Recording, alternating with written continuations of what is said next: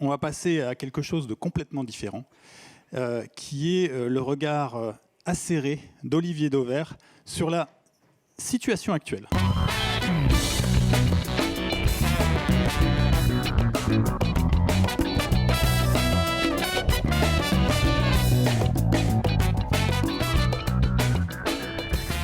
On attend la fin du jingle. Bonjour, merci de l'invitation, merci Cédric.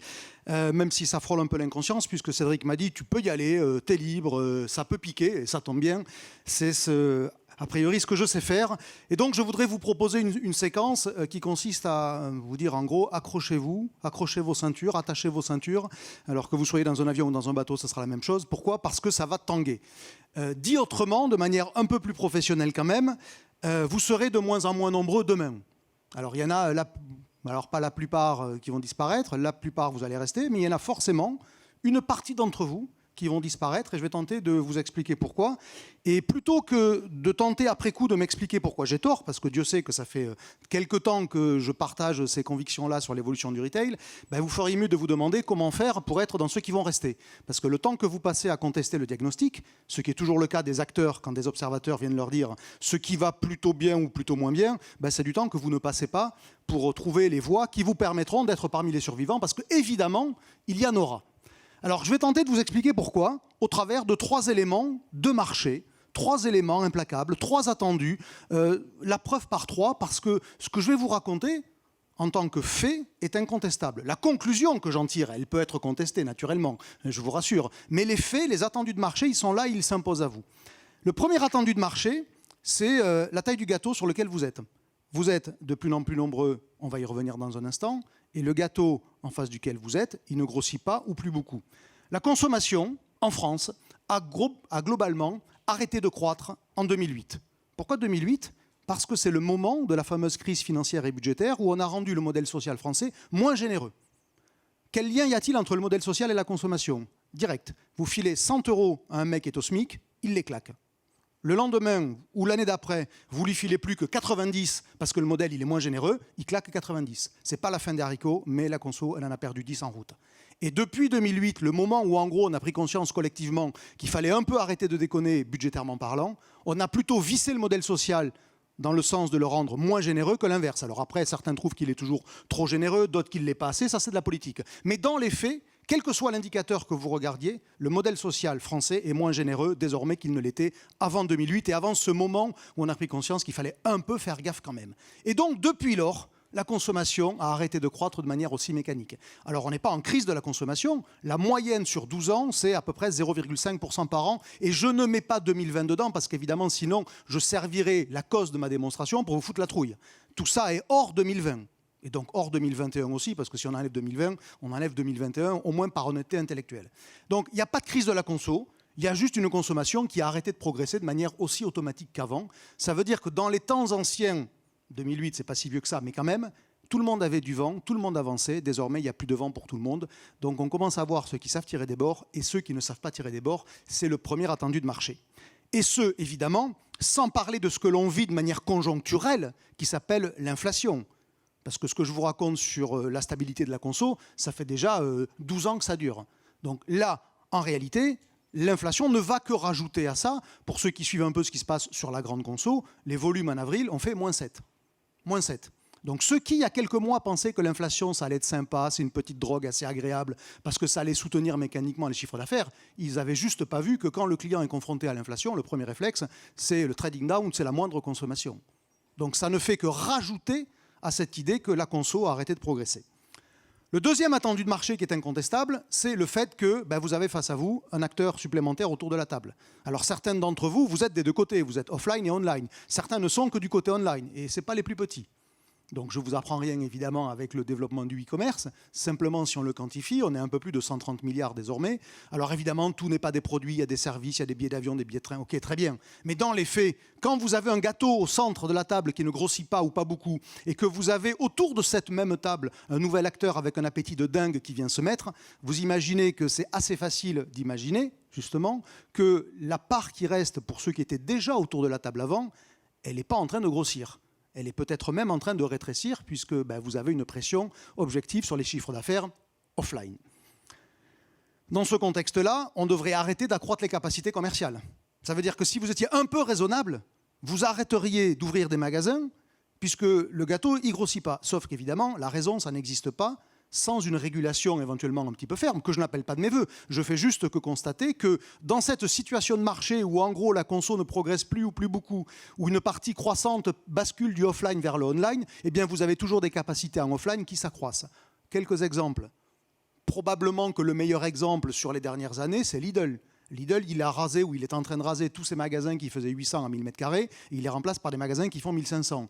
Je ne prends que cet exemple-là. Vous avez compris qu'on produit de la capacité commerciale. Dès lors qu'on produit des mètres carrés, on produit de la capacité commerciale. La semaine dernière, tenez, Ikea qui ouvre à Nice, 25 000 m². Est-ce que vous pensez vraiment qu'à Nice, on avait un problème d'équipement de la maison?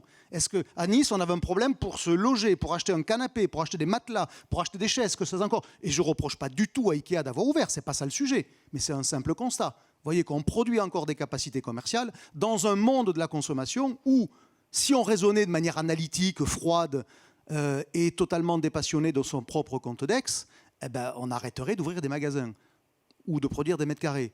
Ce sur quoi tout le monde est à peu près d'accord. La question, c'est qui commence le premier, et évidemment, et là on ne trouve aucun volontaire, c'est assez logique, ça s'appelle l'économie de marché, que je ne conteste pas. Hein, ne me faites pas passer pour un mélanchoniste de premier degré. C'est juste factuel, on produit encore des capacités si on les exprime en mètres carrés. Mais on produit encore aussi des capacités si on les exprime en heures travaillées. Vous avez là un hypermarché parmi tant d'autres, 2/3 des hypermarchés, qui est désormais ouvert le dimanche matin.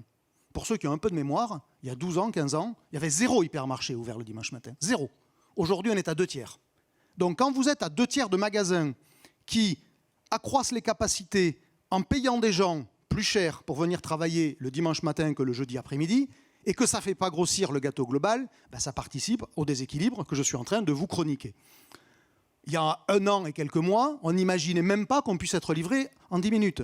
Alors ok, c'est pas ça qui pèse sur le marché, sauf que ça symbolise cette idée-là qu'on produit toujours des capacités. Les 200 à 250 dark stores qui sont sur le marché français, il y a 1 an et quelques mois, ils n'existaient pas.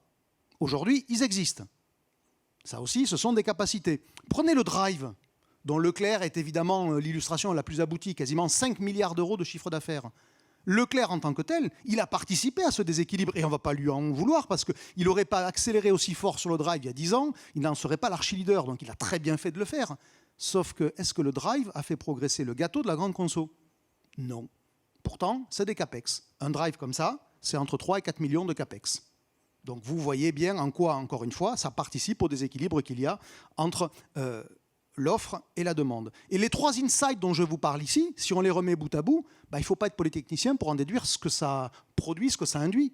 Ça produit une baisse des rendements commerciaux. Le marché du retail aujourd'hui est confronté factuellement à une baisse des rendements commerciaux quand vous avez pas plus d'euros, toujours plus de mètres carrés ou de capacité, et une partie qui ne rémunère plus des mètres carrés physiques. C'est vraiment bête comme un fond deux. Hein. Donc le retail en général, ça ne veut pas dire que tout le monde est concerné. Comme toute moyenne, il y en a qui sont au-dessus, il y en a qui sont en dessous. Sauf que désormais, tout le monde arrête de progresser de manière aussi naturelle qu'avant. Donc ça produit des rendements commerciaux. Si vous n'êtes pas très cartésien avec tout ce que je vous ai raconté, j'espère de manière assez aboutie, ça c'est la même chose, en une image. Il n'y a pas plus à bouffer, vous êtes plus nombreux, donc vous vous foutez sur la gueule. Ouais, suivant que vous soyez cartésien ou dans l'émotion, c'est la même chose. Donc ça se matérialise toujours par le même type de comportement. Quand vous êtes agressif, comme les loups, ça consiste à dire vous vous battez sur le prix, sur la promo, vous en faites des caisses. Alors évidemment, quand vous proposez des produits 100% remboursés, le magasin n'est pas ouvert, que vous avez des gens qui font la queue devant.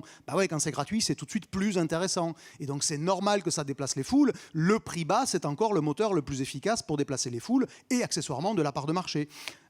Parfois, c'est des trucs qui sont moins élevés en apparence, 34%, tout simplement parce que c'est limité par la loi. Mais par contre, à large scope, là, cette promo-là, ce jour-là, dans ce Leclerc, c'est sur tout le rayon pâtes.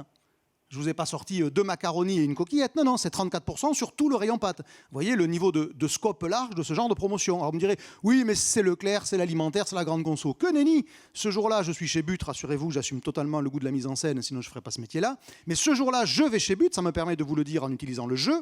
Je vais chez But avec 25 €, je repars avec une cafetière et je reçois 50 € de bon d'achat. Je vous le refais parce que c'est quand même pas assez évident.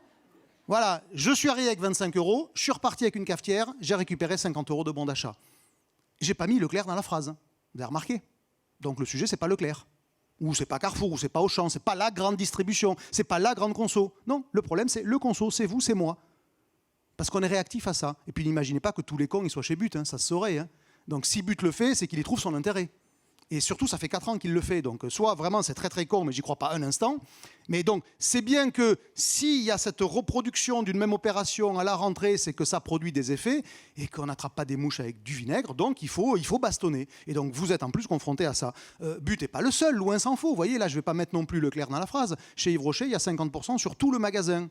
Et c'est désormais pendant plusieurs semaines par an. Accessoirement, ça pose le problème du juste prix. Mais ça, c'est un autre sujet. Mais ça vous illustre bien le niveau d'agressivité commerciale dans laquelle on est. Pourquoi les soldes ne marchent pas? Tout simplement parce que vous avez du moins 50 tout le temps sur le textile. Vous n'avez plus besoin d'attendre janvier ou juillet pour avoir 50%. Et donc, il y en a partout. Sur le textile aussi, ce jour-là, je suis chez NAFNAF, j'avais une chance sur 5 de partir sans payer. Là, on a franchi encore une étape. Hein. C'est une chance sur 5 de partir sans payer. Vous voyez le niveau d'agressivité dans laquelle on est. Et ça ne va pas s'améliorer. Et donc, en fait, la première condition de survie à très court terme face à laquelle vous êtes aujourd'hui, c'est que vous avez besoin d'avoir une structure de coût qui vous permette de suivre ce tempo-là. Parce que ce rythme-là d'agressivité que je vous ai décrit avec quelques images, alors évidemment, sélectionnées, n'imaginez pas un instant que ça va changer. Vous savez, on dit souvent il faut arrêter la guerre des prix, la destruction de valeur, le machin, le truc, l'emploi, le citoyen, le consommateur. Ouais, très bien. Mais une guerre, malheureusement, l'actualité nous sert. Ça s'arrête parce qu'il y a 2 grands penseurs qui ont décidé qu'il faut arrêter la guerre? Non. Ça s'arrête quand il n'y a plus de raison de faire la guerre, quand il n'y a plus de soldats pour la mener ou quand il n'y a plus de munitions pour la faire. En matière de conso, les raisons pour faire la guerre, elles sont toujours là. Manifestement, les soldats, il y en a encore assez. Et les munitions pour la faire, visiblement, sur les exemples que je vous ai pris, il y en a encore assez. Donc la guerre des prix, au sens de l'agressivité commerciale, elle ne baissera pas. Et au contraire, si vous avez suivi le début de cette démonstration que je pense être basée sur des faits, il n'y a aucune raison que ça baisse, au contraire. Ça, c'est la condition de survie à court terme. Il va falloir suivre le rythme, parce que malheureusement, le rythme, il ne va pas baisser. Et puis à moyen terme, vous avez une autre voie qui est évidemment beaucoup plus ambitieuse parce qu'elle ne produit pas des effets dans le court terme, alors que l'agressivité produit des effets dans le court terme. Vous en avez parlé ce matin, c'est tout ce qui tourne autour de la notion de préférence. La préférence, ça a 2 vertus. Ça fait en sorte que le client il préfère aller chez vous que chez votre concurrent. Donc évidemment, c'est la meilleure façon quand même de dépenser un peu de pognon, de récupérer un peu de pognon de votre consommateur. Il va venir chez vous avant d'aller chez les autres parce qu'il vous préfère. Et comme mon portefeuille n'est pas extensible, il vaut mieux que je passe chez vous d'abord avant d'aller chez les autres. Et puis après, c'est une deuxième vertu, la préférence. C'est que c'est la meilleure arme anti-plateforme. On va prendre un exemple basé sur la grande conso qui est en train de se développer en France en ce moment, c'est Everly. Pas sûr que vous connaissiez tous Everly, c'est l'Instacart européen qui en gros s'est dit qu'il allait faire des marketplaces locales sur l'alimentaire. En gros, vous avez une application Everly sur votre smartphone et vous avez tous les magasins alimentaires de la zone sur lesquels vous pouvez commander, vous envoyez un personal shopper et vous êtes livré. L'idée étant que l'agrégation d'offres fasse l'attractivité de cette application, puisque dans une application, j'ai tous les magasins de grande conso de ma ville. Donc évidemment, c'est le principe du centre commercial reconstitué, c'est les plateformes.